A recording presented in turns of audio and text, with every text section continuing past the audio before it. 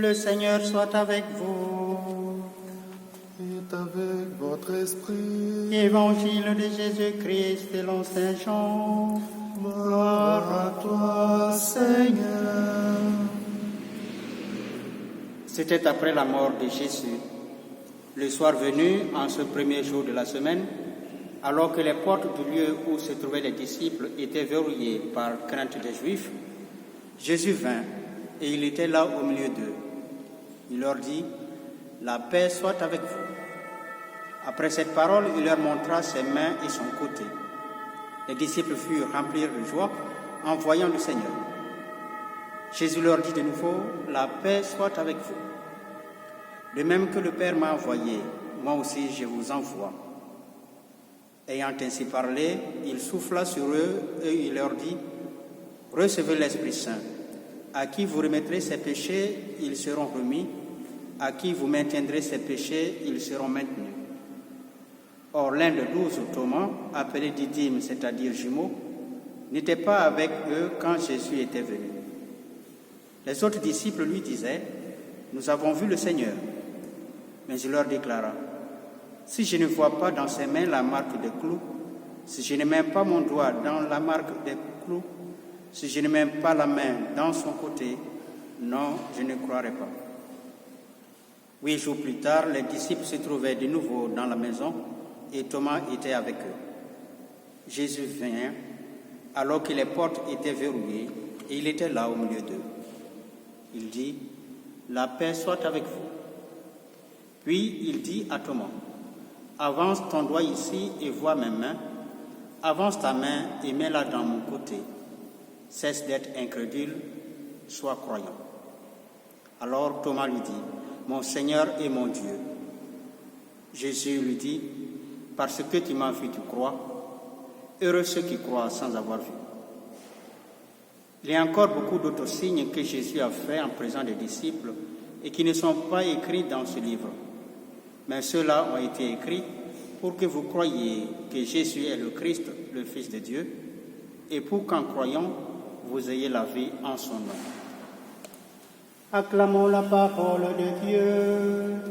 Louange à toi, Seigneur Jésus.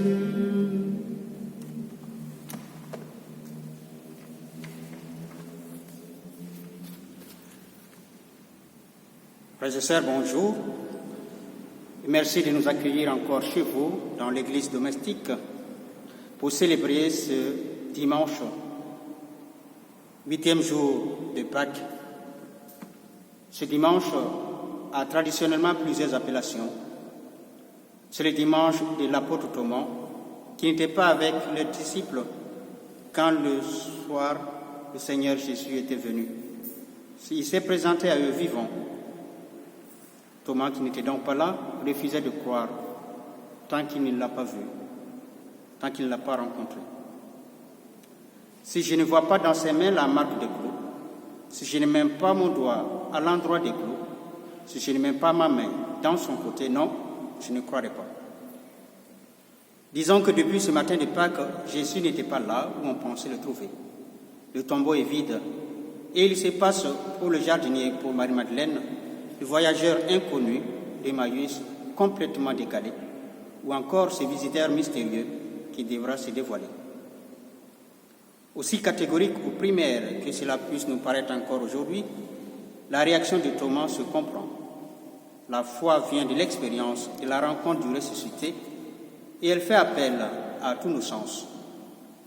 C'est toute notre personnalité, avec ses besoins de voir, de toucher, sentir, goûter, entendre, qui est impliquée dans la foi en Dieu.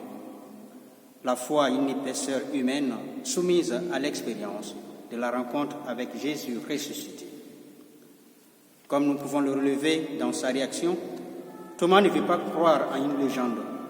Rien ne le détournera de son désir de rencontrer et de reconnaître dans le ressuscité le crucifié, celui qu'il avait autrefois appelé, celui qu'il a suivi, qu'il a vu agir, annoncer le règne de Dieu en acte et en parole. Pour lui, Thomas, cela va de soi, qu'il entre en contact avec le vivant, non pas pour être au même niveau que les autres, mais parce que c'est essentiel, fondamental.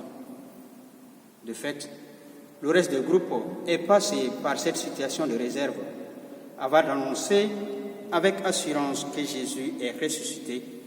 Ils n'ont pas cru, spontanément aux femmes qui l'ont rencontré en premier. Et malgré les 3 annonces de la Passion, Saint Jean relève à la fin de l'évangile de Pâques que les disciples n'avaient pas compris que selon l'Écriture, il fallait que Jésus ressuscite d'entre les morts. Ils avaient la tête ailleurs, sans doute, dans l'amertume de leur espoir déçu. Mais Thomas n'est pas que celui qui veut voir avant de croire. Il est aussi l'auteur de cette belle profession de foi, mon Seigneur et mon Dieu d'une part, et d'autre part celui par qui nous avons cette confidence du ressuscité. Heureux ceux qui croient sans avoir vu, c'est-à-dire nous autres et ceux qui deviendront croyants, parce que nous leur avons parlé de Jésus. Ils nous ont vus vivre de sa vie qu'il donne. Ce dimanche est également le dimanche in albis, c'est-à-dire en blanc, le blanc, la couleur de Dieu, de la lumière. Et de fait, les néophytes de la veillée pascale, revêtus de leur aube blanche du baptême, sont accueillis ce dimanche, l'octave des Pâques, avec leurs accompagnateurs pour être introduits dans la communauté ecclésiale. Avec ce dimanche commençait pour eux, et pour un certain temps, qui peut aller jusqu'à 1 an, le temps d'approfondissement de la foi et des mystères. C'est un temps de formation à la vie des baptisés dont ils ont été initiés à la nuit de Pâques.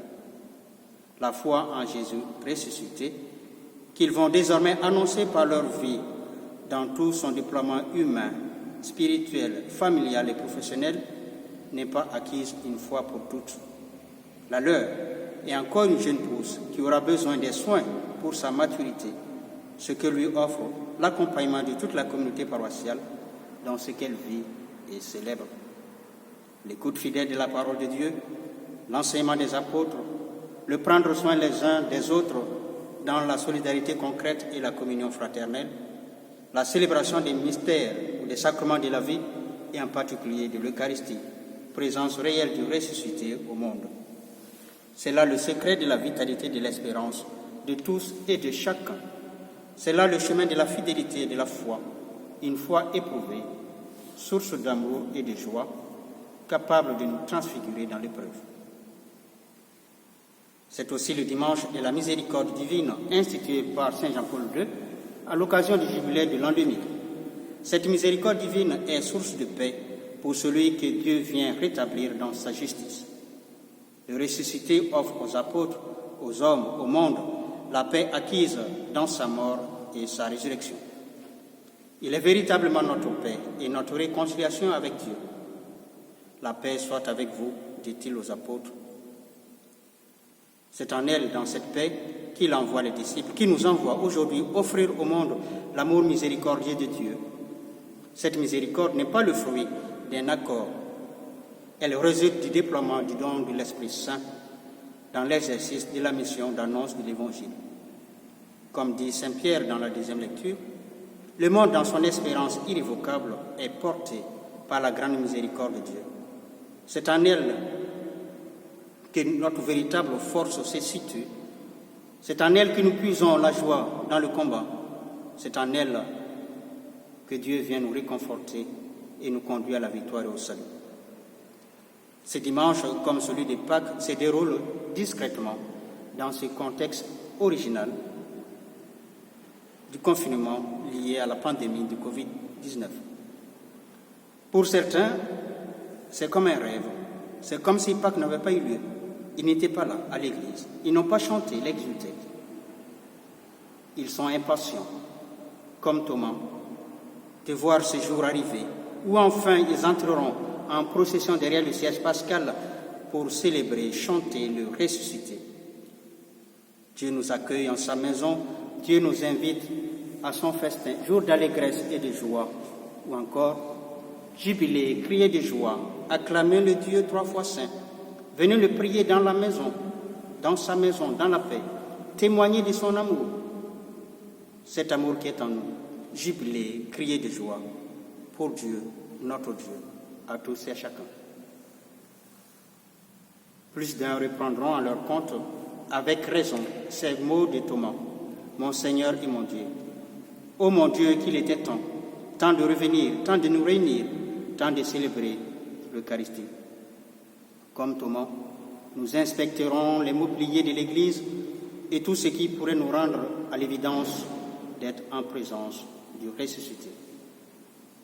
En continuant la lutte ensemble, soutenons les efforts des uns et des autres par la prière et le respect des consignes barrières.